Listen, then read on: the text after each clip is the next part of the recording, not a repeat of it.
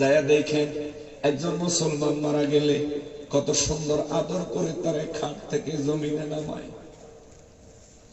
কত আদর করে তারে গোসল করাইতে নিয়ে যাবে, কত সুন্দর করে আস্তে আস্তে তারে গোসল করায়। কবে জানি এই দিনটা আমার চলে আসবে রে। বিশ্বাস করেন রে বাবা, একটা মানুষ এই পরিস্থিতি আর এই গোসল থেকে বাঁচতে পারবেন না।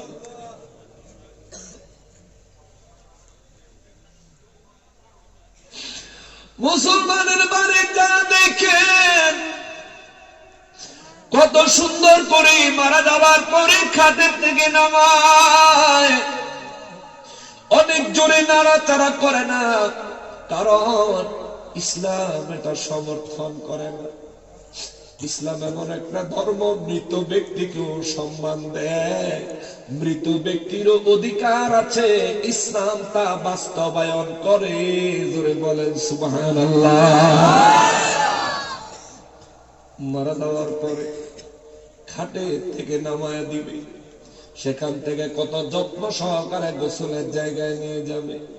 গোসলটা যে দিবে ঠান্ডা পানি দিয়া না, একটু কুসুম কুসুম গরম পানি দিয়া গোসলটা দিবি। শরীরের মধ্যে সাবান লাগায়া অতিরিক্ত জোরে শরীরে ঘষা দিবে না, বরই পাতার গরম জল দিয়া, ওরে বরই পাতার গরম পানি দিয়া মুসলমানের গোসল দিবে। গোসল দেওয়ার সময় সাবান লাগায়, অনেক সময় সাবান লাগানোর সময় সাবানটা যখন লাগায় তখন কত আদর করে, সুন্দর করে, কত সাবধানতার সহিত, কতটা নীরবতা বজায় রেখে, কত সুন্দর সম্মানের সহিত তারা শেষ গোসলটা দেয়। একটু যায়া দেখেন, একটু যায়া দেখেন, একটু যায় দেখেন। সেই গোসল থেকে বের করে কত সুন্দর পর্দা দিয়ে গোসল করায়, গোসল থেকে বের করে তারে কত সুন্দর করে কাফনের কাপড় পরায়, পরানোর পরে তার গায়ের মধ্যে আতর লাগায়, লুবান লাগায়, কর্পূর লাগায়, তারে কাফনের কাপড়টা নতুন কাপড় পরাইয়া দেয়, পরাইয়া তারে দুলহার মতো খাটের উপরে উঠাইয়া দেয়। উঠায়া জানাজার মাঠে চার দিক থেকে যখন মানুষ কাঁধে করে জানাজার ময়দানে নিয়ে যায়, ওই জায়গাতে দেখবেন প্রত্যেকটা মুসলমান এই ব্যক্তির জন্য অন্তরে দুঃখিত হয়, অন্তর থেকে আক্ষেপ করে, হায় হায় চলে গেছে, কবে জানি আমার যাওয়া লাগে। প্রত্যেকটা মুসলমান দেখবেন তার জন্য দোয়া করে, আল্লাহ তুমি তার জীবনের গুনাহগুলি মাফ করে দিও। একটু পরে এসে যে কবরে প্রশ্নের সম্মুখীন হবে, মালিক ও আমার মালিক, ওই প্রশ্নগুলো তার জন্য সহজ করে দিও। দেখবেন কত সুন্দর করে জানাজার নামাজ হয়, জানাজার শেষে তারা কাঁধে লইয়া কত সুন্দর আস্তে আস্তে 40 কদম হিসাব করে করে আগায়, তারপরে আস্তে আস্তে ধীর স্থির ভাবে তারা কবরস্থানে নিয়ে যায়। কবরস্থানে নেওয়ার পরে কবরের ভিতরে 3 জন নামে, নামার পরে উপর থেকে সবাই মিলে কত সাবধানে তারা কবরে নামায়। অথচ এই মানুষটা মারা যাওয়ার পর যেমন আপনাদের ধর্মের কোন মানুষ মারা যাওয়ার পরেও তেমন আপনার ধর্ম তার হাড় ভাঙে, হাড্ডি ভাঙে, হাত ভাঙে, পা ভাঙে, হাড্ডিগুলো পিকাইয়া পিকাইয়া ভাঙে, তারপরে তার চন্দন কাঠের বীরে শোয়া আরো অনেক লাকড়ি দিয়া তার মুখের মধ্যে সর্বপ্রথম আগুন লাগায় দেয়। আর ইসলাম দেখেন কত সুন্দর, ইসলাম দেখেন কত সুন্দর। আসেন না ইসলামে, দেখেন না ইসলাম কত সুন্দর। আরে ইসলাম সুন্দর হবে না কেন? আপনাদের ধর্ম বানাইছে কোন না কোন মানুষ, আর ইসলামের বিধি বিধান নির্মাণ করেছেন কে? আর জোরে বলেন কে? যে আল্লাহ আপনাকে বানাইছে ওই আল্লাহ ইসলামের ধর্ম দিয়েছেন। যে আল্লাহ আমার এত নিখুঁত ভাবে বানাইছে ওই আল্লাহ ইসলাম ধর্ম জমিনে দিয়েছেন, যে আল্লাহ আমারে মায়া করে বানাইছে, ওই আল্লাহ আমার মৌতের পরেও মায়া ভালোবাসার জায়গা রাখছে। যেদিন আমি মরে যাব, নড়াচড়ার কোনো খবর নাই, নড়াচড়ার ক্ষমতা নাই। কেউ যদি আমারে অত্যাচার করে, আমি তারা বাধা দেওয়ার মতো ক্ষমতা আমার মৃত্যুর পরে থাকতো না। কিন্তু ইসলাম কয়, খবরদার, জোরে নাড়া দিবা না, জোরে নাড়া দিবা না। ধীরস্থির ভাবে, আস্তে আস্তে, সুন্দর ভাবে, শান্ত ভাবে তার জন্য সমস্ত কাজের ব্যবস্থা করো। নবী রাহমাতুল লিল আলামিন বলেন, নূর নবী রাহমাতুল লিল আলামিন বলেন, কবরের মধ্যে শোয়াইয়া দেওয়ার সময় রে, যখন মানুষগুলি তার কবরে নামানোর সময়, যখন মানুষগুলি বলে ওঠে বিসমিল্লাহি ওয়া আলা মিল্লাতি রাসূলিল্লাহ, এই কথা বলে মানুষ যখন আমার উম্মতকে কবরে নামায় দেয়, যে আমি নবীর সাথে ভালোবাসার সম্পর্ক স্থাপন করতে পেরেছি, আমি মদিনা মুনাওয়ারা থেকে আমার উম্মতের মাথার নিচে আমার হাত মোবারক বাড়ায়া দিই। দয়ালো নবী, প্রেমের ছবি আর আসবে না জগতে। আমার দয়ালো নবী, প্রেমের ছবি আর আসবে না। নবী উম্মতের কান্ডারি, সত্যের দিশারি, শাফাআত করিবেন নবী হাসরে।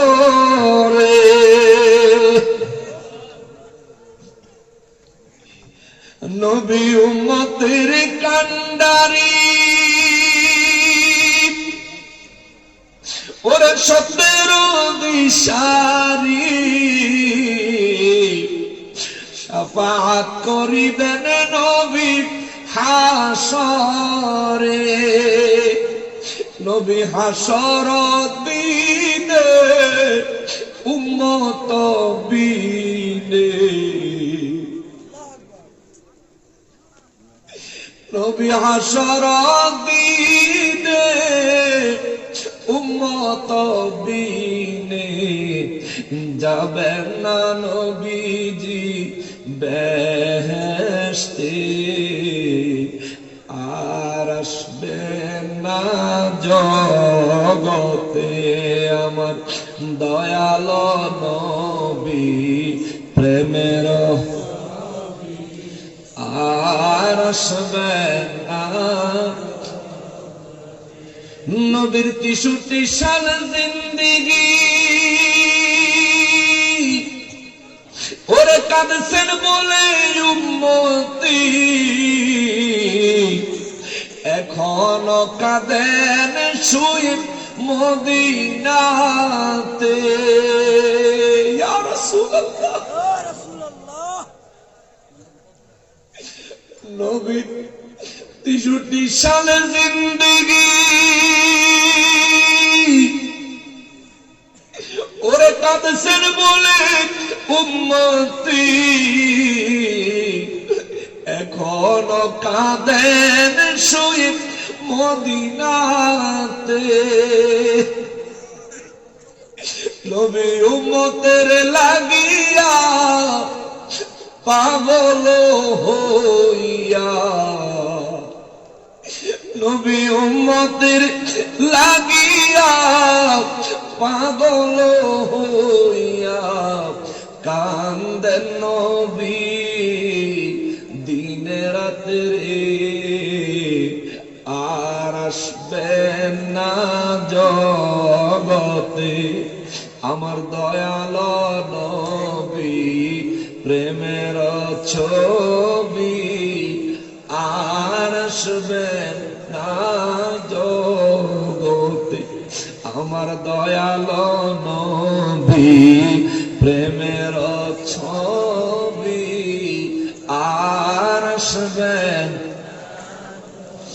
আল্লাহ আমাদের সবাইকে নূর নবীর দিদার দিয়ে ধন্য করে দাও। আমিনের আওয়াজ দেন। এই গজলটা লেখছেন তোফাজ্জল হোসেন বৈরবী সাহেব হুজুর। আল্লাহ হুজুরের কবরে আজকের মাহফিলের সওয়াব বিশেষভাবে কবুল করেন, জোরে বলেন আমিন। আল্লাহ হুজুরের কবরটা জান্নাতুল ফিরদাউস বানায় দেন, জোরে বলেন আমিন। মৃত্যু, কবর, হাসর, এখানে তিনটা বিষয়। একটা টপিকের উপর কথা বললে আজকের রাতে হবে না, তার মধ্যে তিনটা বিষয় যেহেতু উঠে আসছে, আমি তিনটা বিষয়ে হালকা হালকা করে আপনাদেরকে টাচ দিতে পারবো।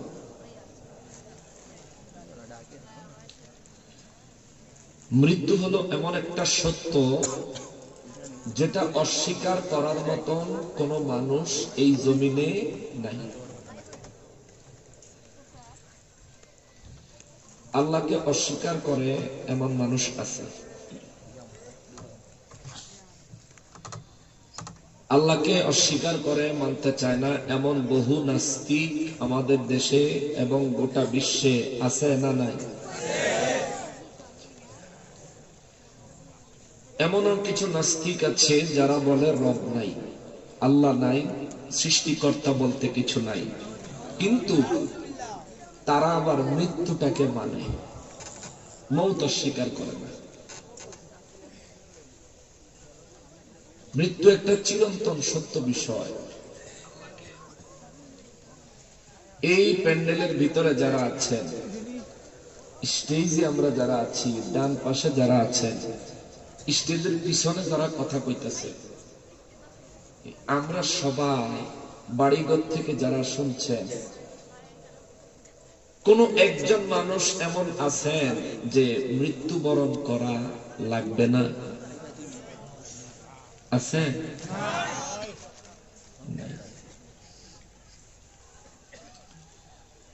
মউত সম্পর্কে আল্লাহ তাআলা সূরা আলে ইমরানে বলেন, বিসমিল্লাহির রহমানির রহিম, কুল্লু নাফসিন যায়িকাতুল মাউত। আওয়াজ করে বলেন আল্লাহু আকবার। সূরা আলে ইমরানে মহান রব্বুল আলামিন বলেন, যতগুলো আত্মা আমি আল্লাহ সৃষ্টি করেছি, যতগুলো নফস আমি আল্লাহ বানাইছি, প্রত্যেকটা নফসের জন্য আমি রব্বুল আলামিন মৃত্যু নামক পরিণামটা বাধ্যতামূলক করেছি, অবশ্যম্ভাবী করেছি। কুল্লু নাফসিন, প্রত্যেকটা নফসকে, প্রত্যেকটা আত্মাকে, যায়িকাতুল মাউত, আল্লাহ বলেন মৃত্যুর স্বাদ গ্রহণ করতেই হবে। চিৎকার দিয়া বলেন আল্লাহু আকবার। মৃত্যুবরণ করাই লাগবে, অস্বীকার করার কোনো সুযোগ নাই। আল্লাহর রাসূলদেরকে অস্বীকার করে নেওয়ালা আছে।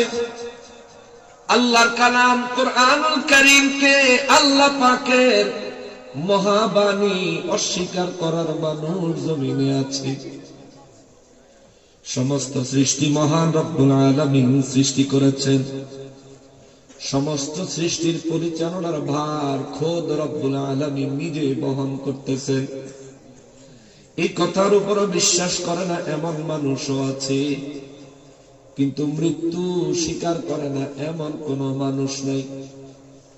স্বীকার না করেওয়ালা মানুষ আদম নবী থেকে আজ পর্যন্ত একজনও পাওয়া যায় নাই। আমার আল্লাহ কুরআনুল কারীমে ঘোষণা দিয়েছেন, কুল্লু নাফসিন যায়িকাতুল মাউত, প্রত্যেকটা নফসকে মৃত্যুর স্বাদ গ্রহণ করা লাগবে। ও বাবা, বুঝে থাকলে জবাব দিবেন, আমাদের মৃত্যু ঘটাইবেন কে? আরো জোরে বলেন না কে? এটা সত্য না মিথ্যা? মৃত্যুর পরের জীবন কবর। নাস্তিকরা মনে করে মৃত্যুই শেষ, মৃত্যুর পরে আর কিছু নাই।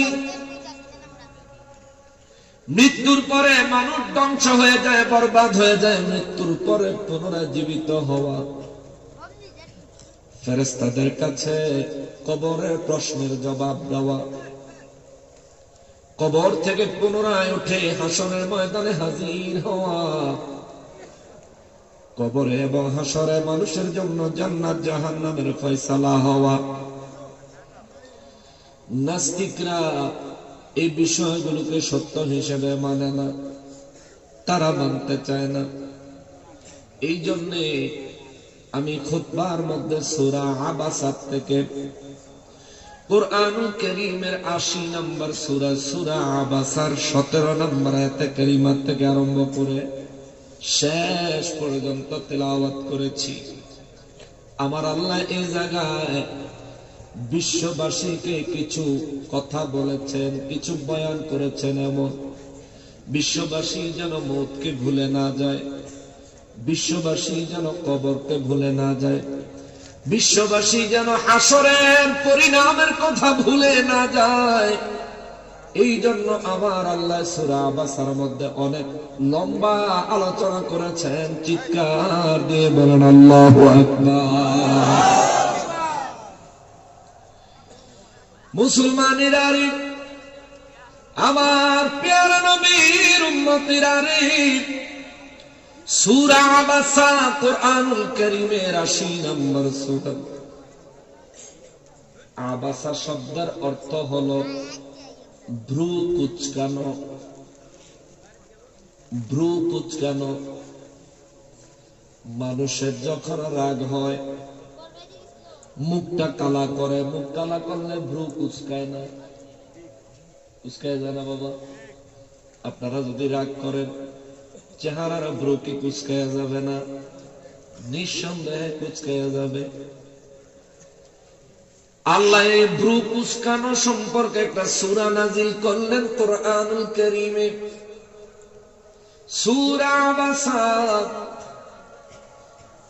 এই সূরা ভ্রু কুচকানো সম্পর্কে আল্লাহ কেন নাজিল করলেন, নাজিলের কারণটা বলি, তারপর ১৭ নম্বর আয়াতে কারিমা থেকে আলোচনা আপনাদেরকে শোনাবো। আমি জানি সিলেটের মানুষ, আমি জানি হবিগঞ্জের মানুষ, আমি জানি নবীগঞ্জের মানুষেরা আল্লাহর কোরআন অত্যন্ত দিল লাগাইয়া মন লাগাইয়া শুনে। কেননা এই জীবনে যত জায়গায় যতবার এই সিলেট, বৃহত্তর সিলেট অঞ্চলে কোরআন সুন্নাহর মাহফিল করেছি, এই এলাকার মানুষগুলোর মতো কোরআনের বয়ান এত মনোযোগ দিয়ে শোনার শ্রোতা আমি সারা বাংলাদেশে খুব কম পাইছি। সুবহানাল্লাহ, খুব কম পাইছি, না সত্যি কথা। সূরা আবাসা কুরআনুল কারীমের ৮০ নম্বর সূরা, যার অর্থ হলো ভ্রু কুচকানো। এই সূরা আমার আল্লাহ কেন নাজিল করলেন? এই সূরাটা মক্কা মুআজ্জামায় নাজিল হয়েছে। আমার নবী রাহমাতুল লিল আলামিন ইসলামের প্রাথমিক যুগে যখন দ্বীনের দাওয়াত মানুষকে দেয়, প্রশ্নের কোনো শেষ নাই, প্রশ্নের কোনো সীমা নাই। মানুষ বারবার নবীজিকে প্রশ্ন করে, কাফের বেঈমানেরা নবীকে প্রশ্নের বানে ঠেকায়া আমার নবীকে অসম্মান করার জন্য বারবার ফাঁদ পাতে। এই সমস্ত ফাঁদ পাতার কৌশল এখনকার সমাজে কিছু মুসলমানের ভিতরে দেখা যায়, ঠিক কিনা বলেন? মূলত এই ধরনের ফাঁদ ছিল কাফেরদের। এখন টুপি মাথায় দিয়া, পাঞ্জাবি গায়ে দিয়া, জুব্বা গায়ে দিয়া, মসজিদের ইমাম খতিব হইয়া, মাদ্রাসার শিক্ষার্থী ছাত্র হইয়া ওলামায়ে কেরামদের ব্যাপারে এই ধরনের ষড়যন্ত্র করে একজন আলেম পুরা সমাজের সব মানুষ একত্রিত হয়ে সিদ্ধান্ত নিয়ে একজন আলেম দাওয়াত দিলেন, ওই আলেম যেন ওই মাহফিলে না আসতে পারে, বিভিন্ন চক্রান্ত সমাজে আছে না না? একজন আলেম যদি কোন সমাজে আসে, সে কি কোরআন সুন্নাহর বাইরে কথা বলবে? বলে যারা বাধা দেয় তারা কারা? কোরআন যারা শুনতে চায় না তারা কারা? কুরআনুল কারীম থেকে আল্লাহর হক সত্য দ্বীনের কথাগুলো প্রচার করতে বাধা দেয় যারা, তারা কারা? আল্লাহর কোরআনে তাদের পরিচয় খুঁজলে তাদের পরিচয় পাওয়া যায় তিনটা। কয়টা? কয়টা? কয়টা? তিনটা পরিচয় তাদের পাওয়া যায়। তাদের মধ্যে হয়তো তারা কাফের, ঠিক কিনা বলেন? নয়তোবা তারা মুনাফিক, ঠিক কিনা বলেন? নয়তোবা তারা আল্লাহর দুশমন, কথা বলেন ঠিক কিনা? তিনটা পরিচয়।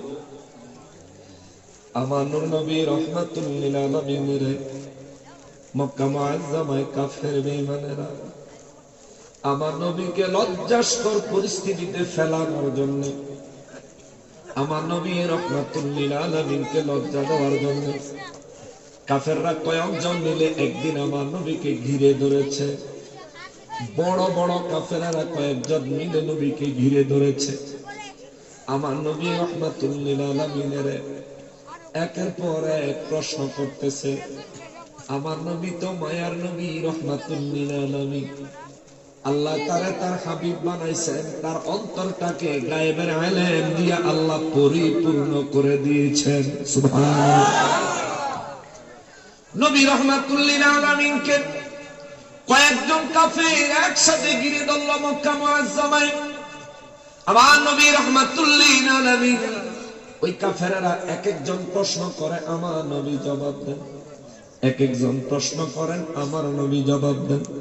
এক একজন প্রশ্ন করেন আর আমার নবী রাহমাতুল লিল আলামিন জবাব দিয়ে যাচ্ছেন, জবাব দিয়ে যাচ্ছেন। এমন সময় মক্কা মুআজ্জামায় একজন অন্ধ ব্যক্তি ছিল, অন্ধ। এই ব্যক্তি নবী রাহমাতুল লিল আলামিনের কাছে আসলেন। তার নাম ছিল হযরতে আব্দুল্লাহ ইবনে উম্মে মাকতুম রাদিয়াল্লাহু তাআলা আনহু। তিনি তখনও মুসলমান হন নাই। তিনি আমার নবী রাহমাতুল লিল আলামিনের কাছে আসলেন। অন্ধ মানুষ ঠিকমতো চোখে দেখে না, একেবারেই চোখে দেখে না।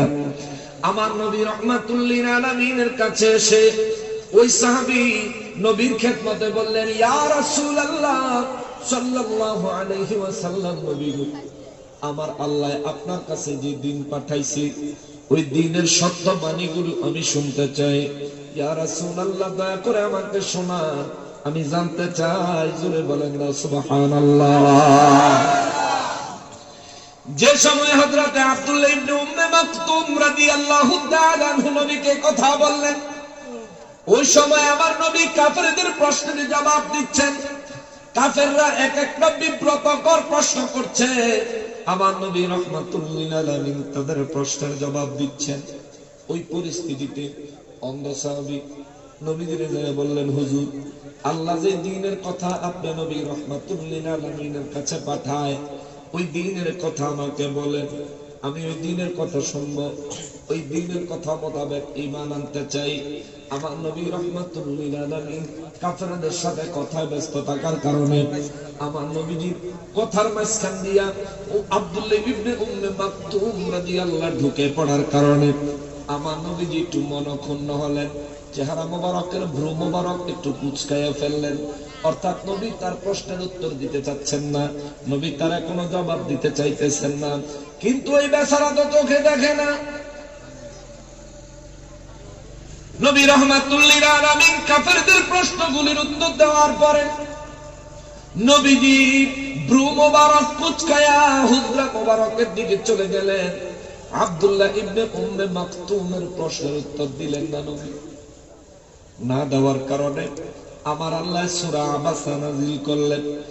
1 নম্বর আয়াত থেকে আরম্ভ করে 16 নম্বর আয়াত কারিমা পর্যন্ত ওই আব্দুল্লাহ ইবনে উম্মে মাকতুমের কথা আমার নবীকে আমার আল্লাহ বললেন, হুজুর আপনি যদি আব্দুল্লাহ ইবনে উম্মে মাকতুমের দিকে মনোযোগ দিতেন, আব্দুল্লাহ ইবনে উম্মে মাকতুম অবশ্যই ঈমান গ্রহণ করত।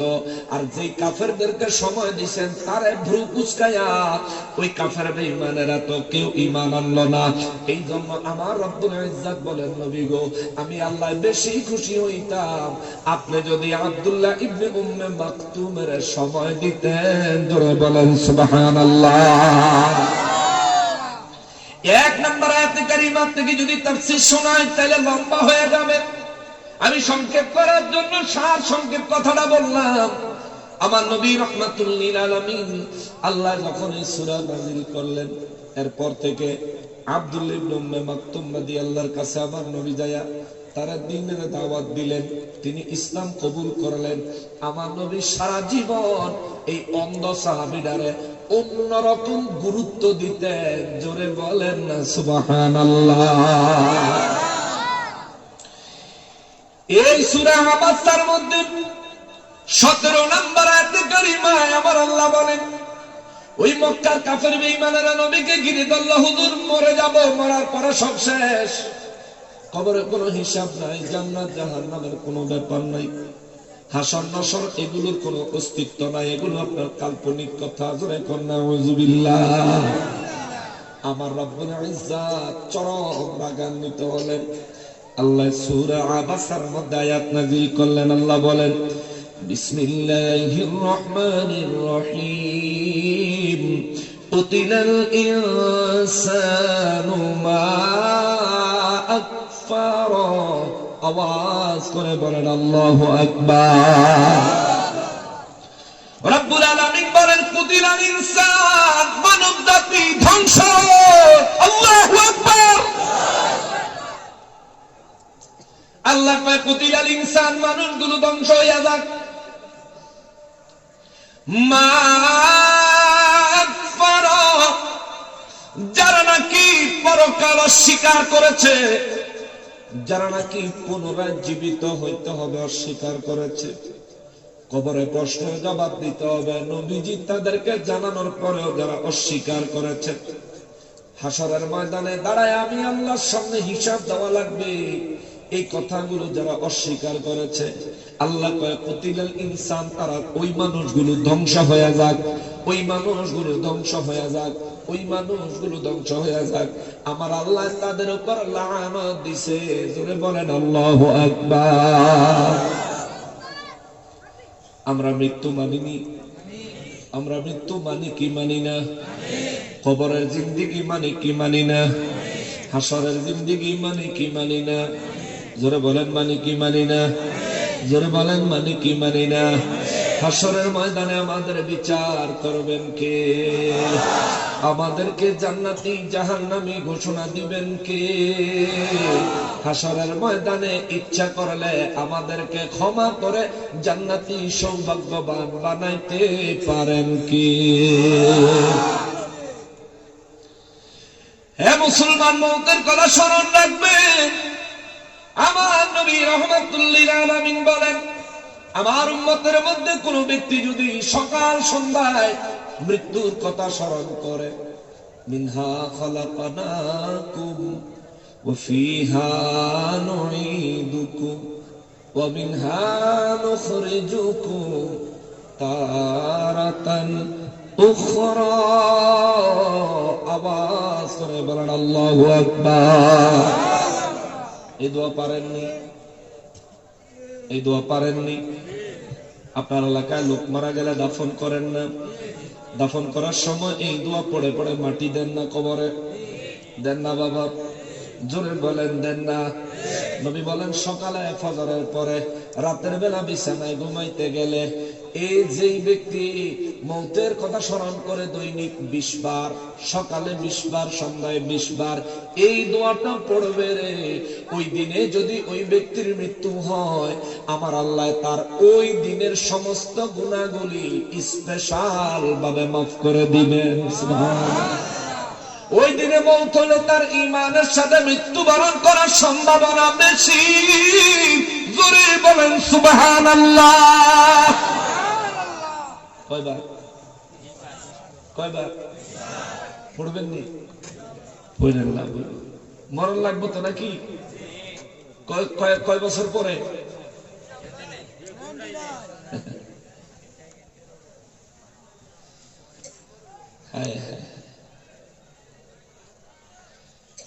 মুসলমান, মুসলমানেরা রে, আমার প্যারা নবীর উম্মতেরা রে, রব্বুল আলামিন বলেন কুতিলাল ইনসান, ধ্বংস হোক ওই সমস্ত মানুষগুলি। অথচ মানুষ বানাইছেন কি? অনেক মায়া কইরা বানাইছে। বিশ্বাস করেন, অনেক মায়া করে আল্লাহ মানুষ বানাইছেন। ফেরেশতারা মানা করছে, আল্লাহ কয় তোমাদেরকে জিজ্ঞেস করি নাই বানাবো না কি বানাইতাম না। আমি তোমাদের কাছে অনুমতি চাই নাই বানাবো কি বানাবো না। আমি রব্বুল ইজ্জত শুধু আমার সিদ্ধান্ত জানাইছি, জাইলুম ফিল আরদি খলিফা, আমি জমিনের জন্য আমার খলিফা বানাবো। যে রব্বুল আলামিন ফেরেশতাদেরকে ধমক দিয়া মানুষ বানাইলেন, ওই রব্বুল আলামিন এই মানুষকে ধ্বংস করার জন্য আল্লাহ লানত দেয়। কুতিলাল ইনসান, ধ্বংস হয়ে যাক ওই সমস্ত মানুষগুলি যারা মা আকফারা, মৃত্যু, কবর, হাসরকে যারা অস্বীকার করে, পুনরায় জীবিত হওয়াকে যারা অস্বীকার করে। তাদের প্রশ্ন হইল আমরা আবার পুনরায় জীবিত হব কিভাবে? মারা গেলে, মরলাম তো সব শেষ হয়ে গেল। কাউরে দাফন করার পরে কিছুদিন পরে তার কবর খুঁড়লে তার কবরের ভিতরে তার লাশ পাওয়া যায় না, হাড্ডি গুড্ডি পাওয়া যায়। বেশ কিছু বছর যাওয়ার পরে হাড় গুঁড়ো ঠিক মতো পাওয়া যায় না। কাফের বেঈমানেরা কয় যাদেরকে মৃত্যুর পরে আগুন দিয়ে জ্বালায় দেয় তাদের তো হাড্ডি সহকারে পুড়ে ছাই হয়ে যায়। তাইলে পরকালের জীবন আবার কি? মানুষ তো বরবাদ হয়ে গেল, ধ্বংস হয়ে গেল, শেষ হয়ে গেল। তাইলে পরকালের জীবন আবার কিসের? আশেপাশে এলাকায় হিন্দু ভাইরা আসেনি? হিন্দু ভাইরা আছে। ওই হিন্দু ভাইদের কাছে বলি, ভাই আপনাদের ধর্ম আপনাদেরকে একটা থিওরি দিয়েছে, মারা যাওয়ার পরে আগুনে জ্বালাইয়া দিলে জান্নাত জাহান্নামের কারবার শেষ, আপনার অস্তিত্ব বিলীন হয়ে গেল। আপনাদের ধর্ম বলে আগুনে জ্বালায় দেওয়ার পরে দেহ শেষ হয়ে গেল, এরপরে রুহুটা নাকি কেউ কেউ স্বর্গে যায়, কেউ কেউ নরকে যায়, অর্থাৎ জান্নাতে যায় অথবা জাহান্নামে যায়। তবে শুনেন, আপনাদের ধর্মের কথা, আমরা সেই কথাগুলোকে অসম্মান করি না, কেননা কোন ধর্মকে অসম্মান করা ইসলাম শিখায় না। আবার ভিন্ন কোন ধর্মের মূর্তির পাহারা দেওয়া ইসলাম সমর্থন করে না। কথা বলেন ঠিক কিনা? যায়া দেখেন একজন মুসলমান মারা গেলে কত সুন্দর আদর করে তারে খাট থেকে জমিনে নামায়, কত আদর করে তারে গোসল করাইতে নিয়ে যায়, কত সুন্দর করে আস্তে আস্তে তারে গোসল করায়। কবে জানি এই দিনটা আমার চলে আসবে রে। বিশ্বাস করেন রে বাবা, একটা মানুষ এই পরিস্থিতি আর এই গোসল থেকে বাঁচতে পারবেন না।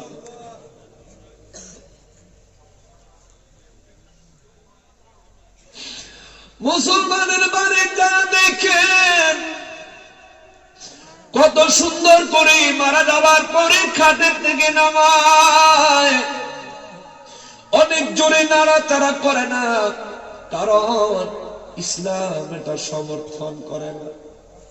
ইসলাম এমন একটা ধর্ম, মৃত ব্যক্তিকেও সম্মান দেয়, মৃত ব্যক্তিরও অধিকার আছে, ইসলাম তা বাস্তবায়ন করে। জোরে বলেন সুবহানাল্লাহ। মারা যাওয়ার পরে খাটে থেকে নামায়া দিবে, সেখান থেকে কত যত্ন সহকারে গোসলের জায়গায় নিয়ে যাবে। গোসলটা যে দিবে ঠান্ডা পানি দিয়া না, একটু কুসুম কুসুম গরম পানি দিয়া গোসলটা দিবি। শরীরের মধ্যে সাবান লাগায়া অতিরিক্ত জোরে শরীরে ঘষা দিবে না, বড়ই পাতার গরম জল দিয়া, ওরে বড়ই পাতার গরম পানি দিয়া মুসলমানের গোসল দিবে।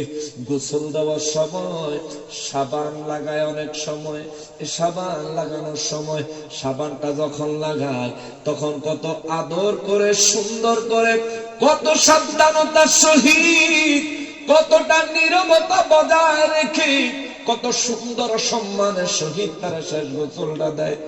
একটু যায় দেখেন, একটু যায় দেখেন, একটু যায় দেখেন। সেই গোসল থেকে বের করে কত সুন্দর পর্দা দিয়ে গোসল করায়, গোসল থেকে বের করে তারে কত সুন্দর করে কাফনের কাপড় পরায়, পরানোর পরে তার গায়ের মধ্যে আতর লাগায়, লুবান লাগায়, কর্পূর লাগায়, তারা কাফনের কাপড়টা নতুন কাপড় পরাইয়া দেয়, পরাইয়া তারা দুলহার মতো খাটের উপরে উঠাইয়া দেয়। উঠায়া জানাজার মাঠে চার দিক থেকে যখন মানুষ কাঁধে করে জানাজার ময়দানে নিয়ে যায়, ওই জায়গাতে দেখবেন প্রত্যেকটা মুসলমান এই ব্যক্তির জন্য অন্তরে দুঃখিত হয়, অন্তর থেকে আক্ষেপ করে, হায় হায় চলে গেছে, কবে জানি আমার যাওয়া লাগে। প্রত্যেকটা মুসলমান দেখবেন তার জন্য দোয়া করে, আল্লাহ তুমি তার জীবনের গুনাহগুলি মাফ করে দিও। একটু পরে এসে যে কবরে প্রশ্নের সম্মুখীন হবে, মালিক, ও আমার মালিক, ওই প্রশ্নগুলো তার জন্য সহজ করে দিও। দেখবেন কত সুন্দর করে জানাজার নামাজ হয়, জানাজার শেষে তারা কাঁধে লইয়া কত সুন্দর আস্তে আস্তে 40 কদম হিসাব করে করে আগায়, তারপরে আস্তে আস্তে ধীর স্থির ভাবে তারা কবরস্থানে নিয়ে যায়। কবরস্থানে নেওয়ার পরে কবরের ভিতরে 3 জন নামে, নামার পরে উপর থেকে সবাই মিলে কত সাবধানে তারা কবরে নামায়। অথচ এই মানুষটা মারা যাওয়ার পর যেমন আপনাদের ধর্মের কোন মানুষ মারা যাওয়ার পরেও তেমন আপনার ধর্ম তার হাড় ভাঙে, হাড্ডি ভাঙে, হাত ভাঙে, পা ভাঙে, হাড্ডিগুলো পিটাইয়া পিটাইয়া ভাঙে, তারপরে তার চন্দন কাঠের বীরে শোয়া আরো অনেক লাকড়ি দিয়া তার মুখের মধ্যে সর্বপ্রথম আগুন লাগায় দেয়। আর ইসলাম দেখেন কত সুন্দর, ইসলাম দেখেন কত সুন্দর। আসেন না ইসলামে, দেখেন না ইসলাম কত সুন্দর। আরে ইসলাম সুন্দর হবে না কেন? আপনাদের ধর্ম বানাইছে কোন না কোন মানুষ, আর ইসলামের বিধি বিধান নির্মাণ করেছেন কে? আর জোরে বলেন কে? যে আল্লাহ আপনাকে বানাইছে ওই আল্লাহ ইসলামের ধর্ম দিয়েছেন। যে আল্লাহ আমার এত নিখুঁত ভাবে বানাইছে ওই আল্লাহ ইসলাম ধর্ম জমিনে দিয়েছেন। যে আল্লাহ আমারে মায়া করে বানাইছে ওই আল্লাহ আমার মৌতের পরেও মায়া ভালোবাসার জায়গা রাখছে। যেদিন আমি মরে যাব নড়াচড়ার কোনো খবর নাই, নড়াচড়ার ক্ষমতা নাই। কেউ যদি আমারে অত্যাচার করে আমি তারা বাধা দেওয়ার মতো ক্ষমতা আমার মৃত্যুর পরে থাকতো না। কিন্তু ইসলাম কয় খবরদার, জোরে নাড়া দিবা না, জোরে নাড়া দিবা না। ধীর স্থির ভাবে আস্তে আস্তে সুন্দর ভাবে শান্ত ভাবে তার জন্য সমস্ত কাজের ব্যবস্থা করো। নবী রাহমাতুল লিল আলামিন বলেন, নূর নবী রাহমাতুল লিল আলামিন বলেন, কবরের মধ্যে শোয়াইয়া দেওয়ার সময় রে যখন মানুষগুলি তার কবরে নামানোর সময় যখন মানুষগুলি বলে ওঠে বিসমিল্লাহি ওয়া আলা মিল্লাতি রাসূলিল্লাহ, এই কথা বলে মানুষ যখন আমার উম্মতকে কবরে নামায় দেয়, যে আমি নবীর সাথে ভালোবাসার সম্পর্ক স্থাপন করতে পেরেছি, নবী বলেন আমি মদিনা মুনাওয়ারা থেকে আমার উম্মতের মাথার নিচে আমার হাত মোবারক বাড়ায়া দিই।